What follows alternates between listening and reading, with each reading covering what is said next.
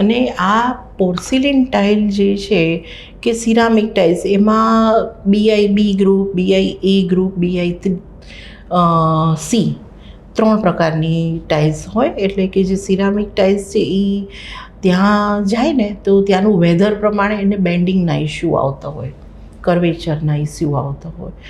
ત્યારે એ લોકો અહીંથી તો ટાઇલ્સ ઓકે જ હોય, પહોંચે ત્યાંથી કમ્પ્લેનો ચાલુ થાય અને ફોટો વિડીયો આપે. ત્યારે એ લોકો પાસે અહીંયા મોરબીમાં કેવી પ્રેક્ટિસ પડી ગઈ છે કે તમે કમ્પ્લેન આવે ને એટલે સીધી ક્રેડિટ નોટ આપવાનું ડિમાન્ડ થાય કે ભાઈ આ કમ્પ્લેન આવી છે આપો, અને અહીંયા મોરબીના ફેક્ટરીવાળા આપી પણ દે છે.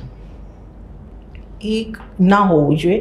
તમે સ્પેનની પ્રોડક્ટે બેન્ડ થાય છે, ઇટાલિયન પ્રોડક્ટમાં પણ બેન્ડના ઇસ્યુ આવેલા છે. મેં ખુદ મારા ક્લાયન્ટના શોરૂમમાં જોયેલા છે. એ લોકો ક્યારેય તમને પૈસાનું ક્રેડિટ નોટો માંગતા નથી. એટલે તમારે બને ત્યાં સુધી કન્વિન્સ કરાવવાની ટ્રાય કરવાની, અથવા તો એના લેબોરેટરી રિપોર્ટ મંગાવવાના. તમે લેબોરેટરી રિપોર્ટ આવે, જો એ આપણા સ્ટાન્ડર્ડને જો ફોલો કરતા હોય તો તમારે શું કામ એની આગળ ઝૂકી જવાની જરૂર છે? નથી ઝૂકવાની જરૂર.